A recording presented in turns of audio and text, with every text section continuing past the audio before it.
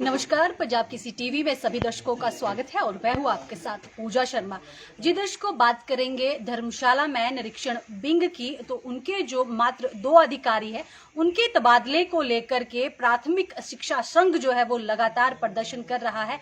अगर हम बात करें आज की, तो आज उनके क्रमिक अनशन का 7वां दिन है और 7वें दिन भी इनका ये विरोध जो है वो जारी है कि जो निरीक्षण विंग के जो 2 अधिकारी हैं उन्हें उनका तबादला जो है वो यहाँ से किया जा सके, ताकि कक्षाएं जो है वो, क्योंकि अभी की अगर हम बात करें तो अभी फिलहाल स्कूलों में जो है वो छुट्टियां चल रही हैं। मेरे पीछे देख सकते हैं कि यहाँ पर जो प्राथमिक शिक्षा संघ के जो सदस्य हैं यहाँ पर बैठे हैं और क्रमिक अनशन जो है वो उनका चल रहा है और ब्लॉक वाइज ब्लॉक यहाँ पर बैठकर प्रदर्शन जो है वो उन विंग अधिकारियों के खिलाफ यहाँ पर कर रहे हैं और इन्हीं का यही मानना है कि अगर स्कूलों में बेहतर शिक्षाएं देनी है तो इन दोनों जो मात्र अधिकारी है उनका तबादला यहाँ से किया जा सके।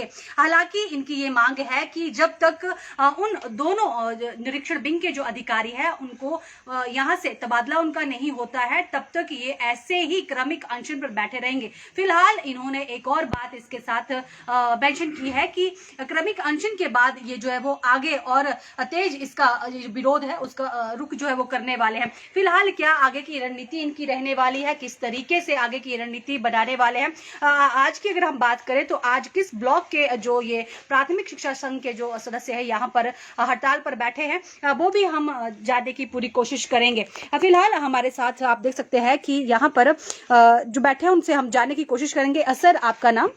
मेरा नाम कुलदीप ढाणिया, महासचिव प्राथमिक शिक्षक संघ जिला कांगड़ा हूँ जी। और आज आपका क्रमिक अनशन का 7वां दिन है, क्या कहना चाहेंगे?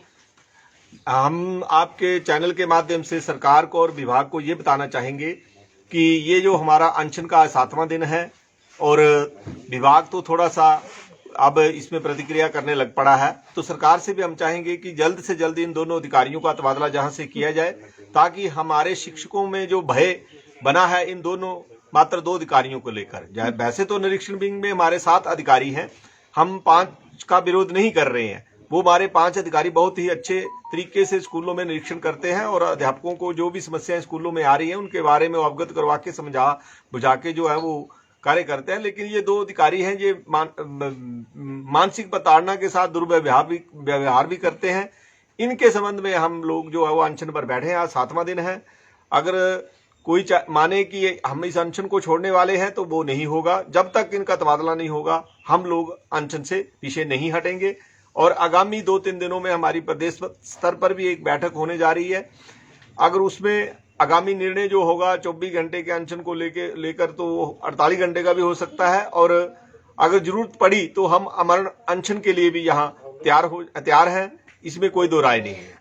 अमर अनशन का आपने बात की है, क्या लगता है कि ये सरकार वहां तक आपको जाने देगी? उससे पहले ही हमें सरकार पर पूरा भरोसा है कि हमारी सरकार हमारी बात को सुनेगी, क्योंकि ये प्राथमिक शिक्षक संघ जो है वो एकमात्र ऐसा संघ है हिमाचल प्रदेश में जो कि एक रिकॉग्नाइज्ड है और हमारी संख्या जो लगभग 35,000 के करीब है। हमारे सदस्य जो 35,000 के करीब है हिमाचल में, और ऑल इंडिया की बात करें तो 8 लाख हमारे सदस्य हैं और हमारा संघ जो है वो इंटरनेशनल लेवल पर है, वहां करोड़ों की संख्या में हमारे सदस्य हैं। तो ऐसी बात नहीं है, हमें पूरा भरोसा है सरकार पर और हमें जल्द ही जो है वो सकारात्मक नतीजे मिलेंगे। अगर नहीं मिलते हैं तो 2-3 दिनों के बाद हम प्रदेश स्तर पर एक बैठक करेंगे, तो आगामी रणनीति जो है वो उस बैठक में जो भी होगी बनाई जाएगी। जानना चाहेंगे, क्योंकि 7वां दिन है, 7 दिन का समय भी बहुत ज्यादा होता है, इस बीच कोई कहीं से भी छोटी सी आपको हेल्प मिली हो या आश्वासन कहीं से मिला हो?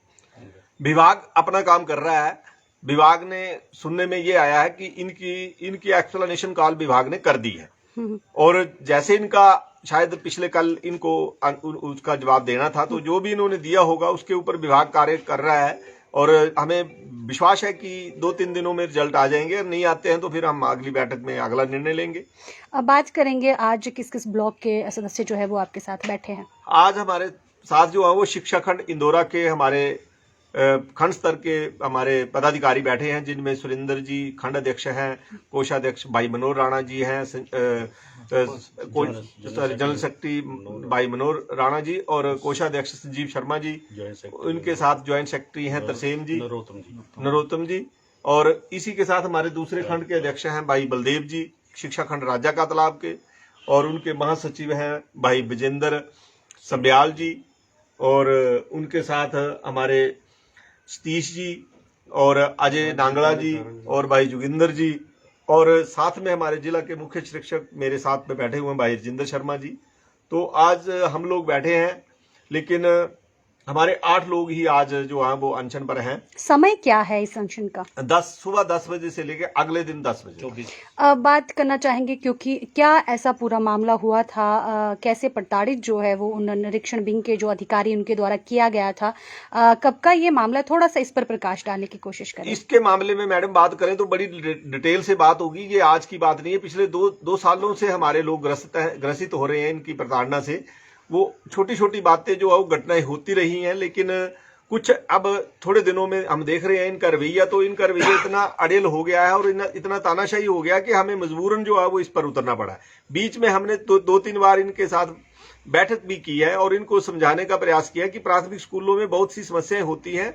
कई स्कूलों में हमारे अध्यापक नहीं है और कई में 700 स्कूल ऐसा है जिला कांगड़ा में कि वो एक ही अध्यापक वहां कार्यरत है, और इन सभी चीजों को मद्देनजर रखते हुए जो एक्स्ट्रा वर्क पे ज्यादा ध्यान देते हैं, जो कि एकेडमिक में नहीं आता है।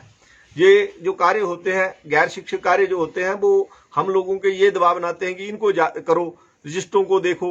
जैसे कोई सरकार जो धन देती है स्कूल के डेवलपमेंट के लिए, तो उसके लिए आपने जी ये नहीं किया, आपने वहां कंपैरेटिव स्टेटमेंट नहीं लगाई। हमारे लोग उसमें कोई निपुण नहीं होते हैं। हमारा काम होता है बच्चों को शिक्षा देना, लेकिन उससे हटाकर हमें दूसरे कार्यों में ज्यादा लगा रहे हैं। इसी से शिक्षा का स्तर जो है बढ़ने के बजाय गिर रहा है।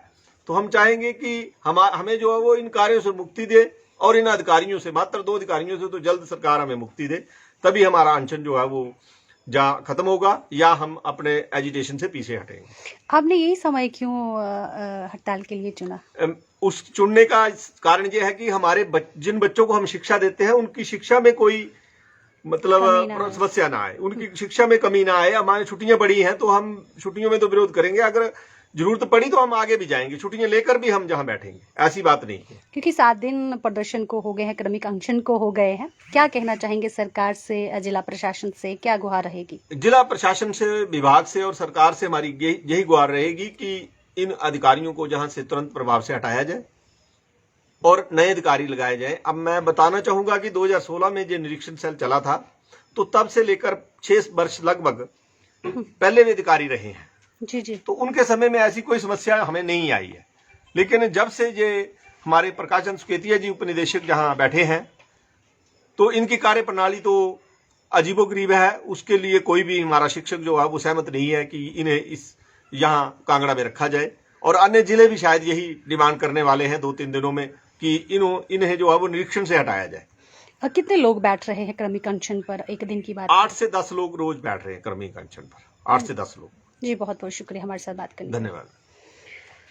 जी दर्शकों, देखा आपने कि किस तरीके से विरोध उन 2 अधिकारियों के खिलाफ यहाँ पर राजकीय प्राथमिक शिक्षा संघ जो है वो कर रहा है, क्योंकि ये शिक्षक है और इन्होंने जिक्र पहले भी किया था कि जो प्राथमिक स्कूल है, जो छोटे स्कूल है, वहाँ पर काफ़ी समस्याएं जो है वो रहती है, और ऐसे में ये कहीं ना कहीं उन 2 जो अधिकारी है उनके खिलाफ यहाँ पर उन्होंने मोर्चा खोला है। हालांकि आगे की रणनीति बैठक के बाद जो है वो इन्होंने करने का निर्णय लिया है।